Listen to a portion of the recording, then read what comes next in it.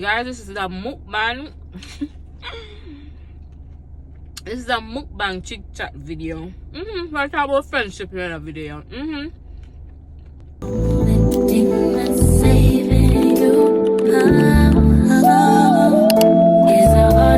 Guys, let's talk about friendship.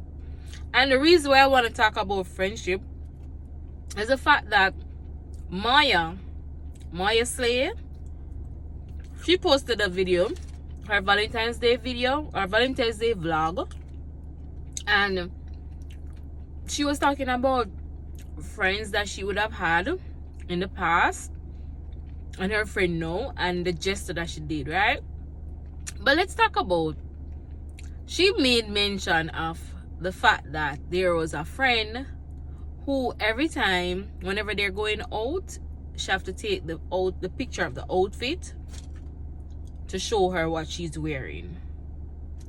And there's another friend who said to her, the friend was having a birthday party and the friend told her not to show up because she'll outdo her, meaning she's gonna be dressed in and looking out better than her, so the friend tell her not to show up.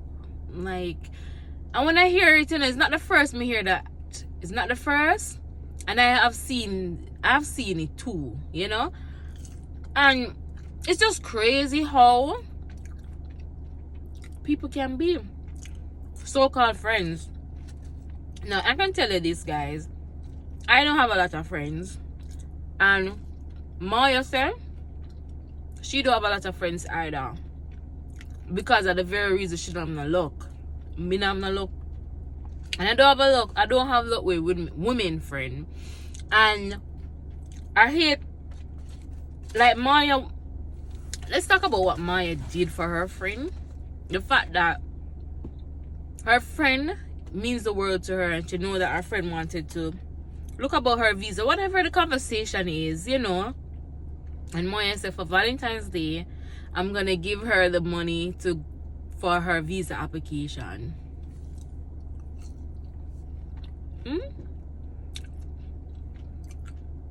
When she said that, I smiled, and I'm like in a moment, because I'm like that type of friend.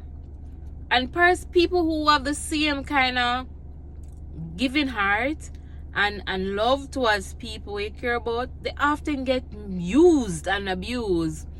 And I resonate so much with her, because I am like that. I normally will leave myself last and ensure my friend is good. I will normally drop what I'm doing to ensure that my friend is good.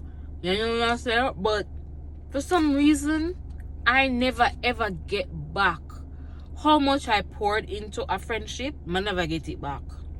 I never get it back. I always get the sack of salt.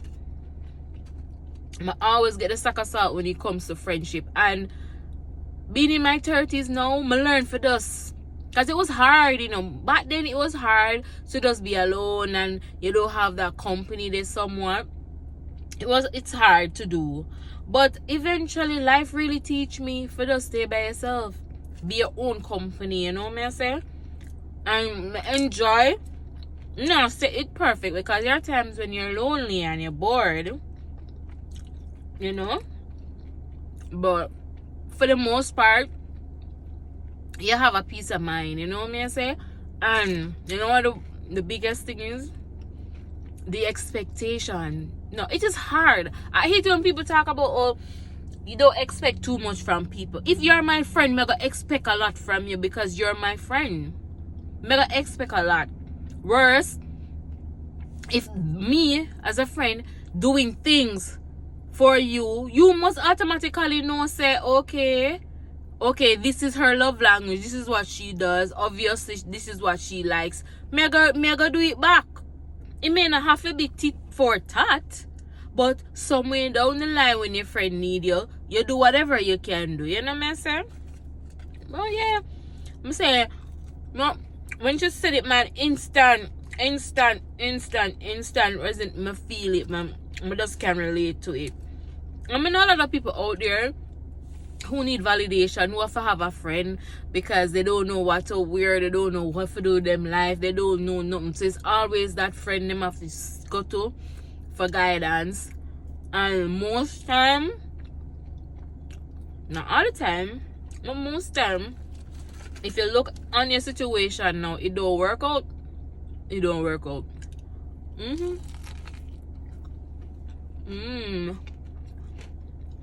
Guys, this is a mukbang. This is a mukbang chit chat video. We're talking about friendship in a video. Guys, all my life, growing up for me, I was raised into a big art.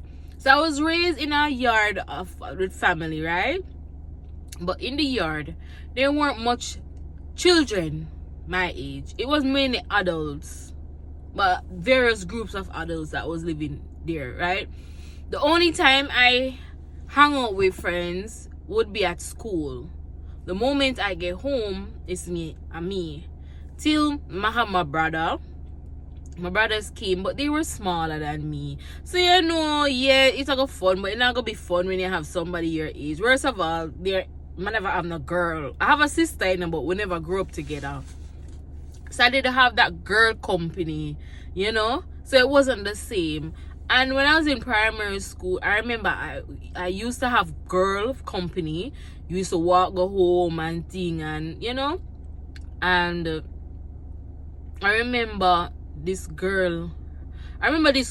She wasn't my friend, but we all used to walk coming from primary school, because we don't live within a certain community. You walk along that stretch of road. So we all used to just go home till you branch off. Who's going to that avenue, who's going there, so who's going straight. Alright. So this particular, not a friend, she was just part of the group. Her cousin was more my friend. There was this guy at primary school, little boy, very cute boy. And he was so cute and handsome, may I tell you.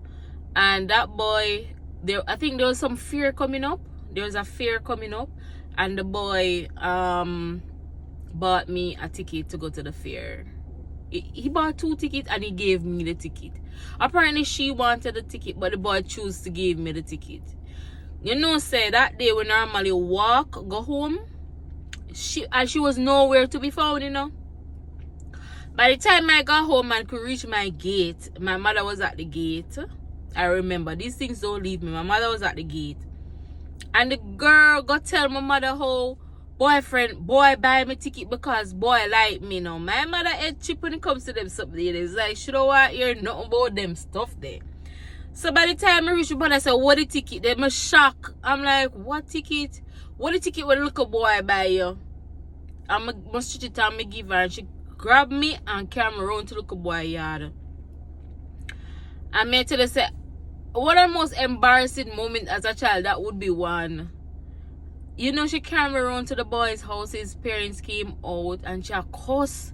And this was some picnic at school for I look man and this and whatever. Now mark you, my parents is from them type back then raising, names. But she's like that. So I was so embarrassed, guys. I was so embarrassed. And she said, take back the ticket.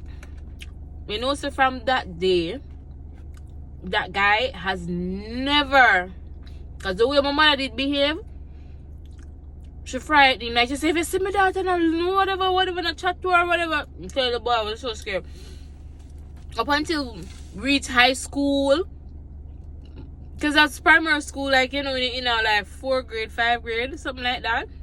Or 5th grade, 6th grade. Yeah, but 5 years, 6th grade. And, in high school, and you think you would be mature, the boy don't talk to me ever. Never. And let me tell you, I'm October, I'm born, I'm a Libra. I don't know if every October people say so, or every Libra people say so. Let me tell you, so when you hurt my feelings, I'm not gonna deal with you. I do some mistake. I'm not gonna deal with you. I have to go around, like, I have to take my time to come around for deal with you. Right? And depending on how the hurt is, I may not come around. So anyway, That was one particular. That was the first time me in my life experienced the hand of friends. Alright, so the second time when I feel the hands of friends is when I was combing my hair at school, and there's this girl. We both live in the same community, right? And I asked her, because we normally go home together, you know, we normally go home together and stuff. So there's two routes to going home, because I grew up on Reddy's Road, Heavendale community. So I can take either a 44 bus or I could take the 46 bus. I can take both bus and go home, because I'm right in the middle right there. So that friend, she lives same place, so she can't take either bus. But the closer bus, the bus what makes sense for she would have been the 46 bus, would have been more ideal. The 46 bus is more closer to Fair House, while the 44 bus is more closer to my house. The day when I was combing my hair, I asked her, I said, you can't wait on me. No, I'm not wait for you. I'm not wait for you. I said, why you can't just wait? She said, no. I said, alright. Now, my mother, very strict on time. I had to come home. I used to get worried. My threatening for come home and my yard when school done. So, the girl, what she did, instead of taking the 46 bus, she took the 44 bus and walked past my yard. Of course, when you walk past my yard, guess who's going to see you? My mother. Mother don't work. Mother don't home every day. Mother go see her. I want to see her. She go say, so where's so and so there? Where Hemprezz them? And that's exactly what happened. The girl purposely walk on me past me yard for my mother see her. For my mother question her and she tell me she don't know. She tell my mother she don't know. My mother ask her where I'm there. She tell my mother she don't know. And she know exactly where I was. By the time I come home, yeah man, I saw lick greet me.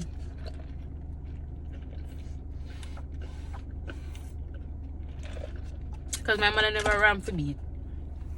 Anyway, third time now with friend. That friend, I never talked to her since. Never talked to her.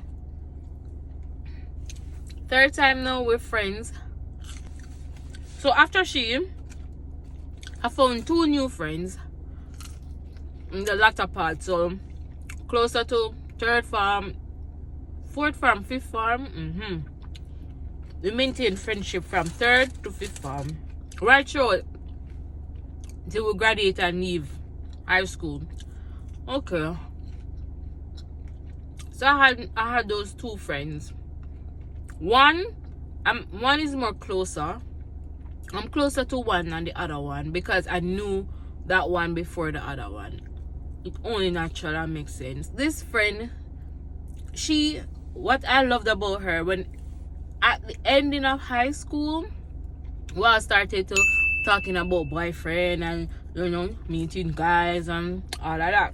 She remained a virgin until she was like probably 19 or so.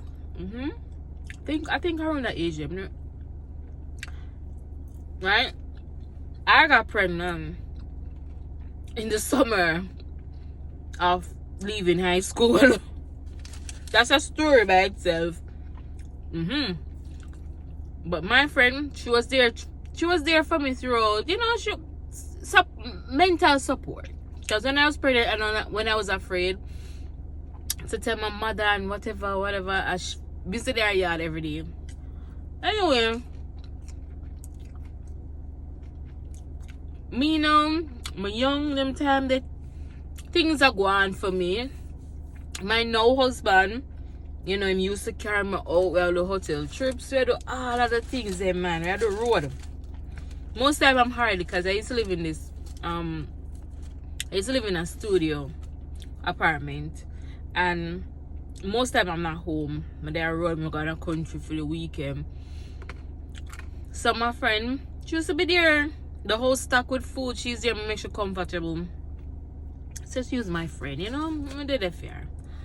So one year, I was at work, and she normally does this, but you know when something bother you, but you just probably never know when or how or when you're gonna tell the person if to stop doing something because it you don't like it. So anyway, the one day she called me and I was at work, and she normally asks for things in that same manner. She was like, Hemprezz. She called me and I say hello. Hemprezz, more you can what should she say? Like should I say, Hemprezz, I can't more $500, more $500. Yeah.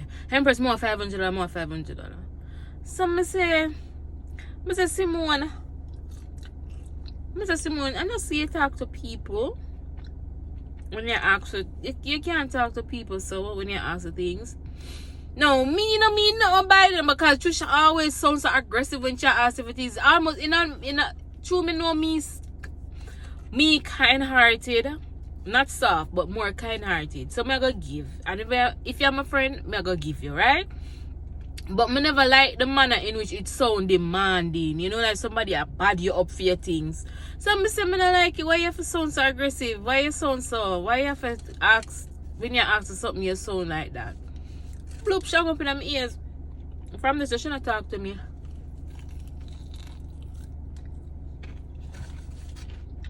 From this, you shouldn't talk to me.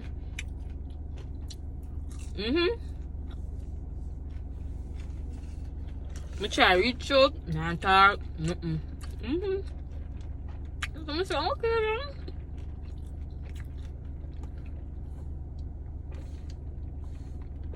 It's okay, then move on. Anyway, so that's the third friend. Fourth time now when friends bite me.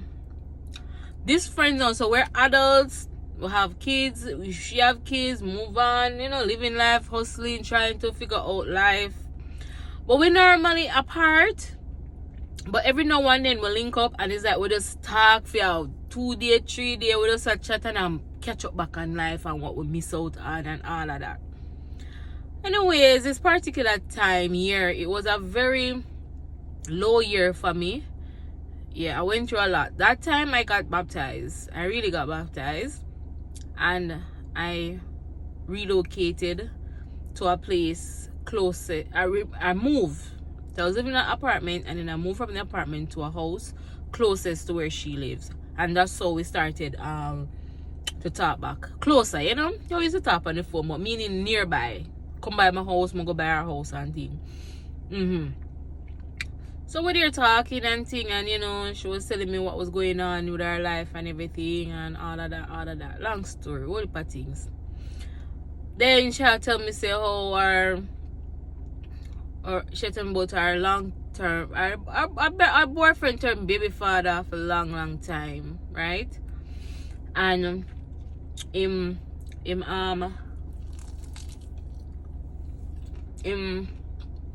things they made me go away pretty much. Anyway, that was like, let's say that was like the December. And then in the February, she told me, oh, I'm getting married and thing. Now, me's one, I want to see my friend happy. If you're cuss a man, I'm going to help cuss him too. Alright? I'm going to help cuss him too. Me want to see my friend happy. At the end of the day, I'm not going to tell you, left your man because we no. Anything you want to do, friend, at your business. I'm not going to tell you that. Right? I'm going to say, if I was in the situation, this is what I would do, but I'm not going to tell you what to do. So she told me she was getting married. I was genuinely happy for her because me say, a long time, them will come from far and them go through a lot together. Right? And them invest a lot together in each other. So I'm happy and thing, and she said, girl, you know, so you're gonna be one of my bridesmaids now. This friend I know, and she have a lot of sisters. Never really too, I gonna say, oh, have to be a part of it. So I was happy that when she mentioned that, you know, you're gonna be one of my bridesmaids. I was happy when she said that to me, you know, because I she have up a sister and all, so probably, you know, my brother's got a wedding or whatever. Anyway, we're planning the wedding planning and everything, and I designed her invitation for her, and you know, we're doing it. She turned a bridezilla on me. One day,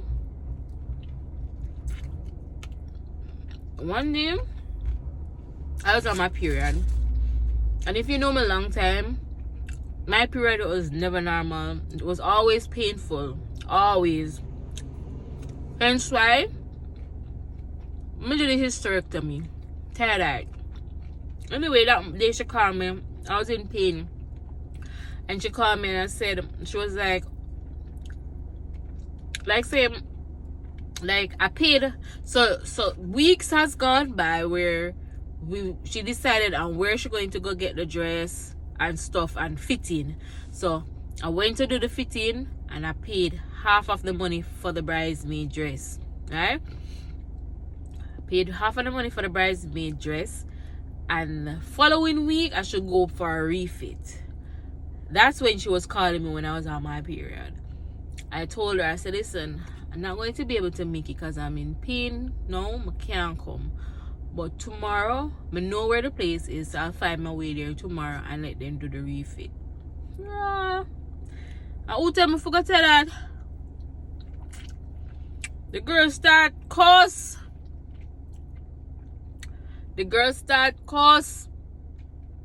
Hang up the phone in my ears. And them baby things that I can't take, and cussing a proper cuss. Anyway, by this time now, I hear my door knock. Like God just say it's her. Open my door, I say she come at my door and give me back the deposit for the dress.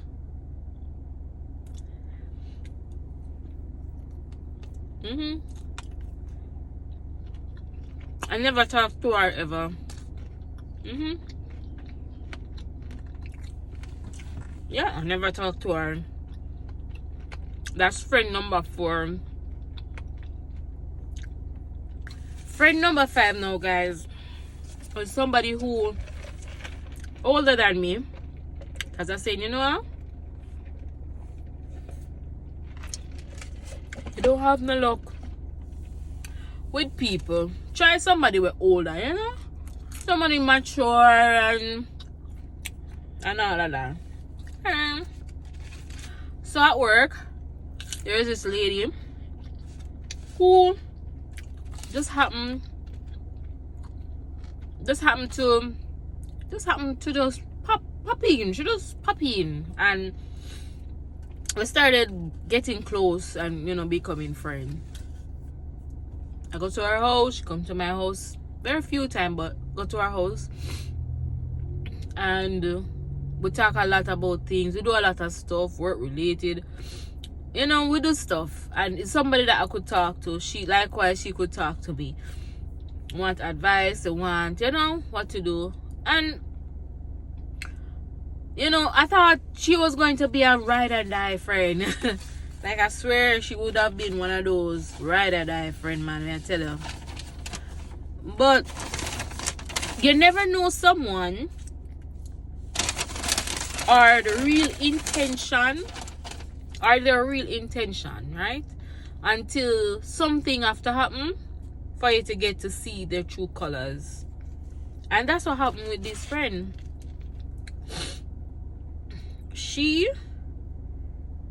So let's talk about the hysterectomy, because it has to do with that.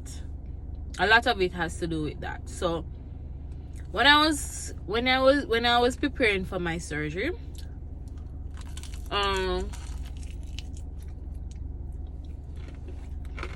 it was during the COVID time, and during the COVID time, so a lot of stuff was going on. I had to do COVID test. I had to pay I remember paying that $20,000 for a COVID test. 20,000 Jamaican. That's almost 110 US dollar. Or more. I remember paying that just for the COVID test. And there was some preliminary stuff that I had to pay for out of pocket. Now at the time, my husband, his workplace wasn't active. Everybody was kind of cutting back and stuff. So the money to pay for the hospital and the rental and all of that, no, there's a portion how it's set up. So your insurance pay, because to do my surgery, it worked out to be like 1 point something million. I think a 1.2 million. And my insurance paid like 1 million. And then I had to find I think it's 1.3, and then I had to pay the 300,000 out of pocket. So out of pocket I had some money, right? And my husband, he did not get through with some cash on time. And this lady at work, right, who presented herself as a friend, as a big sister, as a role model, you know, somebody who will push you for become good, and you know you need to be there, you know, that type of person, man. I felt like she would have been my ride or die, honestly. And I said it to her, I said, you know, I don't think I'm going to get to do my surgery next week, you know, because I know the money not come through. The money not come through yet, and I don't think I'm gonna get for do it. I think I'm gonna put it off. I died, guys, so I had to start over about it. So I told her that, you know, based with what's happening financially, I might have to postpone the surgery till a later date. And she was like, no, why would you do that? Because you already started paying for some other stuff already, the COVID test, I can lend it to you. I can use my credit card and pay for it. All you need to do is just to pay the interest, and you'll be fine. So I'm like, really, you sure you want to do that? She was like, yeah, that's okay, you know, I can do it for you, whatever. So I still do appreciate the gesture. If it was good intention or not, I don't know, but I did appreciate it. And so anyway, there was a particular incident that happened after getting my promotion, that and that's how you know friends too, and people around you.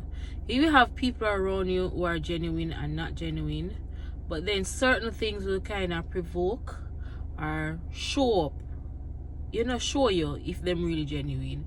And getting a promotion at work, it kind of show me people them who I surround myself with, and people who would I call not really friends, but having good people around. And they weren't really good people. They weren't. But I had to learn that. Anyways, it was rocky starting my new position, because I was coming from an entry level to a middle manager post, right? And persons who were at the entry level, me and them used to be at, I'm kind of at over them a little bit, so and have to work with them. It's not like I'm completely gone away from them, you know. So you know the rivalry, the competition, the who feels like I don't deserve it, people who feels whatever. I experienced all of that, and as a result of that, my job became very hard to do. Anyways, so part of the problem was the fact that she would be discussing things about, you know, it somewhat got very toxic, to say the least. It got very toxic, and I remember saying to her that, listen, where I'm at now, because I had to change location, so I said, where I'm at now, I really just want a new slate. I really don't want any more of these toxic things. You and I can be friends outside of the work. I don't want work related stuff affect our friendship. Pretty much that's what I was saying, you know. At the end, she interpreted to say that I didn't want to be her friend. And it was long after I realized that, right? A traumatic experience happened to me, and that would have to be another story time. But a traumatic experience happened, and I end up had to get a new vehicle. And in getting the vehicle, it was like God sent, because I had no money to get a new car, but I ended up getting a new car because one, probably I have to tell another story. So I was in traffic one day going to work, and in the traffic line stuck, I heard some explosions. I thought it was a bike. It wasn't a bike, it was a gunshot, right? The car behind me was a taxi car, and gunmen shot. They were targeting a passenger, but they killed the driver and they killed the passenger that they wanted, right? In all of that, my car got hit with the taxi man. I guess by the time they shot him, his foot released from the brake and he ran in the back of my car, my then car. And very traumatic experience. So because of that, I ended up not wanting to drive my car, because I'm like, Lena took the picture of the car. I'm like, oh my god, these people are going to target me. They're going to think that I witnessed anything, did I see anything. I don't want to have that car, you know. So I'm like, okay. So I was very traumatic, still traumatic, because if a bike come close to me with the sound, or me hearing an explosion near me, it's like me just freak out. So I ended up getting a new car. So because we weren't really on a talking, because she kind of vexed with me, so we weren't talking. So I wasn't telling her that, hey, oh, you know, I am this step in the process of getting the car, I am these steps, you know, because we weren't really talking. When I got the car, my daughter was in the car, and she called me, and I answered, and she was like, oh, you blocked me on WhatsApp, and then you unblocked me for show off, so me say you buy a car, you buy this, so you buy that, and you this, and one piece of custody, you know, and say I disrespected her, and one heap of things. And I'm like, I said, you disrespected me. I said, respect goes both ways. Anyways, it went downhill from there. It reached to the point where her conversation with other people would be like, yo, wait, man, you think it's her whom she lose? Wait until you see she gonna lose sitting else, she gonna lose whatever. That, when the person tell me that person didn't know that I did a hysterectomy. So I know it was facts the person was talking about.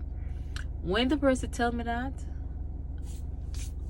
wash my hands. That was it for me. Because what kind of friend are you?